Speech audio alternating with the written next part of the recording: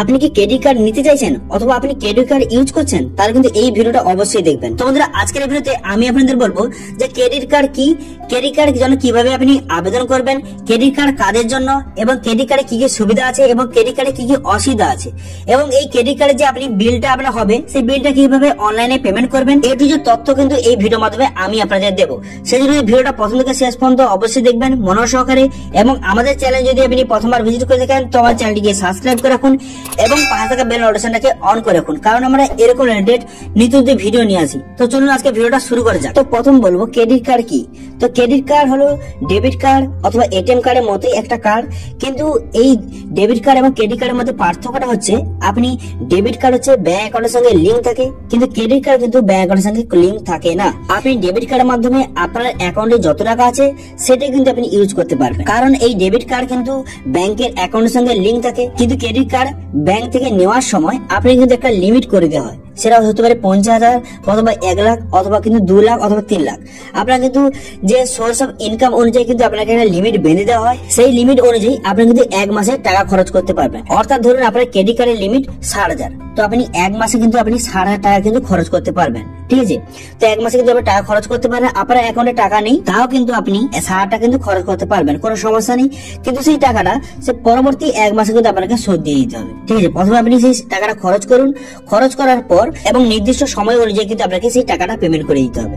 এক কথায় বলতে গেলে আপনি অ্যাকাউন্টে যত টাকা জমিয়েছেন সেইটা কিন্তু আপনি ডেবিট কার্ডের মাধ্যমে খরচা করতে পারবেন, কিন্তু ক্রেডিট কার্ডের মাধ্যমে আপনি প্রথমে খরচা করবেন তারপরে কিন্তু আপনি টাকা পেমেন্ট করবেন, ঠিক আছে, বোঝা গেল।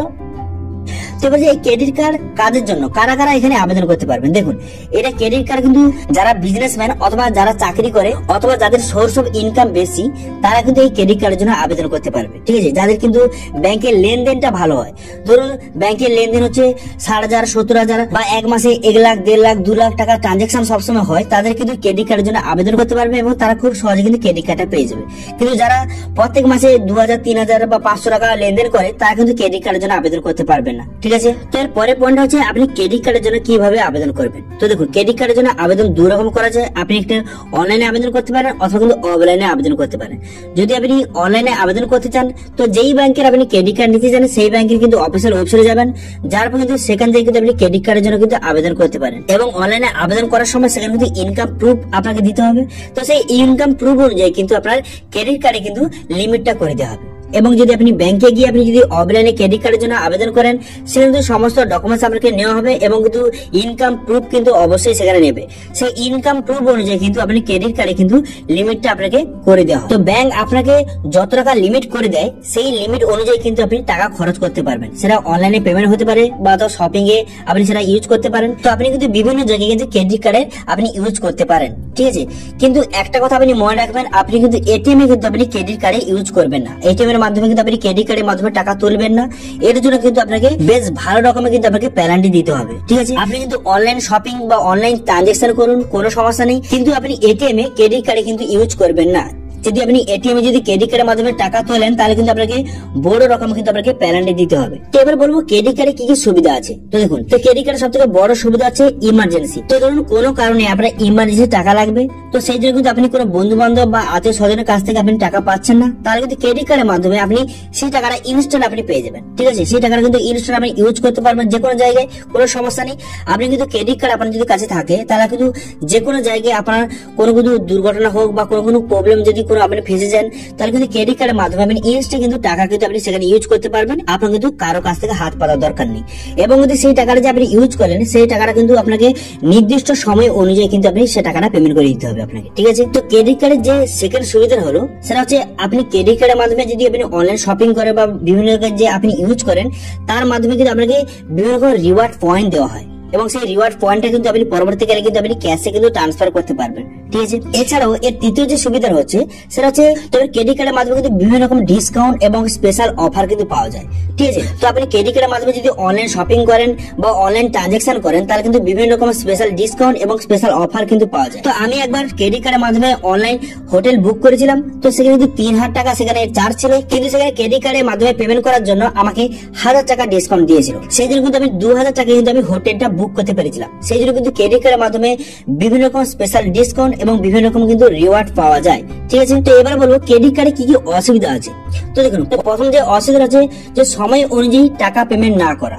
তো আপনি যে সময় অনুযায়ী আপনি যে ক্রেডিট কার্ডের যে বিলটা হয়েছে সেটা যদি সময় অনুযায়ী আপনি সেই টাকাটা পেমেন্ট না করেন তাহলে কিন্তু আপনাকে বড় রকমের কিন্তু আপনাকে পেনাল্টি দিতে হয়। সেই জন্য কিন্তু আপনি যে ক্রেডিট কার্ডটা ইউজ করবেন এবং যত টাকা খরচ করবেন সে কিন্তু নির্দিষ্ট সময় অনুযায়ী আপনি সেই টাকাটা কিন্তু পেমেন্ট করে দেবেন। যদি আপনি পেমেন্ট যদি না করেন তাহলে কিন্তু বড় রকমের আপনাকে পেনাল্টি দিতে হবে। ঠিক আছে, তো এর পরের যে অসুবিধা হচ্ছে সেটা হচ্ছে এটিএম। তো যদি আপনি ক্রেডিট কার্ডের মাধ্যমে যদি এটিএম এ যদি আপনি টাকা তোলেন তাহলে কিন্তু আপনাকে বড় রকমের কিন্তু পেনাল্টি দিতে হবে। ঠিক আছে, বোঝা গেল। আপনি কিন্তু ক্রেডিট কার্ডের মাধ্যমে কিন্তু এটিএম এ টাকা তুলবেন না। আপনি কিন্তু অনলাইন শপিং বা অনলাইন ট্রানজাকশন করুন, কোনো সমস্যা নেই, কিন্তু আপনি এটিএম এ ক্রেডিট কার্ডে কিন্তু ইউজ করবেন না। যদি আপনি এটিএম এ যদি ক্রেডিট কার্ডের মাধ্যমে টাকা তোলেন তাহলে কিন্তু আপনাকে বড় রকম কিন্তু আপনাকে পেনাল্টি দিতে হবে। ঠিক আছে, এবং সেই পেনাল্টিটা ততদিন চলবে যতদিন না আপনি সেই টাকাটা পুনরায় সেই টাকাটা পেমেন্ট করে দিচ্ছেন। সেই টাকাটা যতদিন আপনি পেমেন্ট করবেন না ততদিন কিন্তু সেই পেনাল্টি কিন্তু বেড়েই যাবে। ঠিক আছে, তো আপনি যদি এটিএম এ যদি কোনো কারণে ইমার্জেন্সিতে টাকা আপনি তুলেও নেন সেই টাকাটা কিন্তু আপনি তা খুব তাড়াতাড়ি কিন্তু পেমেন্ট করে দেবেন। ঠিক আছে, যদি আপনি পেমেন্ট যদি না করেন তাহলে কিন্তু সেই পেনাল্টিটা পরবর্তীকালে বাড়তে থাকবে। ঠিক আছে, বোঝা গেল। সেই জন্য কিন্তু আপনি চেষ্টা করবেন যাতে এটিএম এর জন্য আপনি ক্রেডিট কার্ড ইউজ না করেন। ঠিক আছে, তো ক্রেডিট কার্ডের 3 নম্বর যে অসুবিধা হচ্ছে সেটা হচ্ছে আপনার যদি ক্রেডিট কার্ড কোনো কারণে যদি হারিয়ে যায় তাহলে কিন্তু তো যে কোনো ব্যক্তি ইন্টারন্যাশনাল পেমেন্টের জন্য কিন্তু এই ক্রেডিট কার্ড ইউজ করতে পারবে। সেই জন্য কিন্তু ওটিপি আসবে না আপনার মোবাইলে, কিন্তু কোনো ওটিপি ছাড়াই কিন্তু সেই ব্যক্তি এই কার্ডটি কিন্তু ইউজ করতে পারবে এবং বিভিন্ন রকম কিন্তু ট্রানজাকশন করতে পারবে। সেই জন্য কিন্তু যদি কোনো কারণে আপনার ক্রেডিট কার্ডটা হারিয়ে যায় তাহলে কিন্তু আপনি সঙ্গে সঙ্গে গিয়ে কিন্তু আপনি ক্রেডিট কার্ডটা কিন্তু বন্ধ করে দেবেন ব্যাংকে গিয়ে। ঠিক আছে, বোঝা গেল। তো ক্রেডিট কার্ডের যে তৃতীয় অসুবিধা হচ্ছে সেটা হচ্ছে অতিরিক্ত খরচ। তো যদি আপনার কাছে একটা ক্রেডিট কার্ড থাকে তো আপনি যদি শপিং এ যান তো অনেকে কি করে যে শপিং এ যাওয়ার পর সে কিন্তু সেই জিনিসটা নেওয়ার তেমন একটা ইচ্ছা নেই, কিন্তু ক্রেডিট কার্ড থাকার জন্য সেই জিনিসটা কিন্তু নেওয়ার ইচ্ছে প্রকাশ করে। কারণ হচ্ছে ক্রেডিট কার্ডের মাধ্যমে সেই টাকাটা কিন্তু ইনস্ট্যান্ট আপনাকে দিতে হচ্ছে না, 1 মাস পরে কিন্তু সেই টাকাটা আপনাকে দিতে হবে। সেই জন্য কিন্তু অনেকে কি করে সেই ক্রেডিট কার্ডের মাধ্যমে কিন্তু সেই জিনিসটা পারচেস করে নেয়। সেই জন্য কিন্তু সেই অতিরিক্ত খরচ কিন্তু বেড়ে যায়। সেই জন্য কিন্তু যাদের কাছে ক্রেডিট কার্ড থাকে তারা কিন্তু অতিরিক্ত খরচ করে দেয়। তারপরে বলবো যে এই ক্রেডিট কার্ডে যে আপনার বিলটা হবে এই বিলটা আপনি কি করে পেমেন্ট করবেন। তো দেখুন, এটা হচ্ছে অফলাইনে অথবা অনলাইনে কিন্তু আপনি পেমেন্ট করতে পারেন। যদি আপনি অনলাইনে পেমেন্ট করেন তাহলে কিন্তু বিভিন্ন রকম অফিসিয়াল ওয়েবসাইট আছে, যেমন হচ্ছে ফোন পে আছে এবং বিভিন্ন রকম কিন্তু ওয়েবসাইট আছে। সেখানে গিয়ে কিন্তু আপনি ক্রেডিট কার্ডের বিল কিন্তু আপনি পেমেন্ট করতে পারবেন, খুব সহজে আপনি পেমেন্ট করতে পারবেন। আপনি কিন্তু সেখানে ক্রেডিট কার্ডের নাম্বারটা দেওয়ার সঙ্গে সঙ্গে কিন্তু সেই ক্রেডিট কার্ডে কত বিল হয়েছে সেখানে কিন্তু শো হবে এবং কিন্তু সেই টাকাটা আপনি পেমেন্ট করতে পারবেন। এবং কিন্তু সেখানে পেমেন্ট করার সময় আপনি কিন্তু মিনিমাম আপনি পেমেন্ট করতে পারেন অথবা কিন্তু আপনি ফুল পেমেন্ট করতে পারেন। তো আমি আপনাদের রেকমেন্ড করবো আপনি যেন ফুল পেমেন্টটা করেন। যদি আপনি ফুল পেমেন্ট সবসময় করতে থাকেন তাহলে কিন্তু আপনার সিভিল স্কোরটা কিন্তু বাড়বে। সেই জন্য কিন্তু পরবর্তীকালে লোনের জন্য আপনার খুব সুবিধা হবে। সেই জন্য কিন্তু আমি আপনাদের বলবো যে আপনি ফুল পেমেন্ট আপনি করে দেবেন। ঠিক আছে, আপনার যত বিল হবে সেই টাকাটা কিন্তু ফুল পেমেন্ট করার চেষ্টা করবেন। ঠিক আছে, এবং কিন্তু আপনি অফলাইনেও এই পেমেন্টটা করতে পারেন। আপনি কিন্তু সরাসরি সেই ব্যাংকে গিয়ে কিন্তু সেই বিলটা আপনি পেমেন্ট করতে পারেন। ঠিক আছে, তো আশা করি আপনারা বুঝতে পারেন যে ক্রেডিট কার্ড কি, ক্রেডিট কার্ডের জন্য কিভাবে আবেদন করবেন, কারা কারা আবেদন করতে পারবে এবং ক্রেডিট কার্ডে কি কি সুবিধা আছে এবং ক্রেডিট কার্ডে কি কি অসুবিধা আছে, A to Z আলোচনা করলাম। যদি এই ভিডিওটা আপনাদের কোনো প্রয়োজন আসে তাহলে কিন্তু ভিডিওটা অবশ্যই একটা লাইক করবেন এবং ভিডিওটা কিন্তু বন্ধুর সঙ্গে শেয়ার করে দেবেন। এবং আমাদের চ্যানেল যদি আপনি প্রথমবার ভিজিট করে থাকেন তো আমার চ্যানেলকে সাবস্ক্রাইব করে রাখুন এবং পাশে থাকা বেল নোটিফিকেশনটাকে অন করে রাখুন, কারণ আমরা এরকম রিলেটেড নিত্য নতুন ভিডিও নিয়ে আসি। তো আজকে ভিডিওটা এই পর্যন্তই, দেখা হচ্ছে নেক্সট ভিডিওতে। Thank you.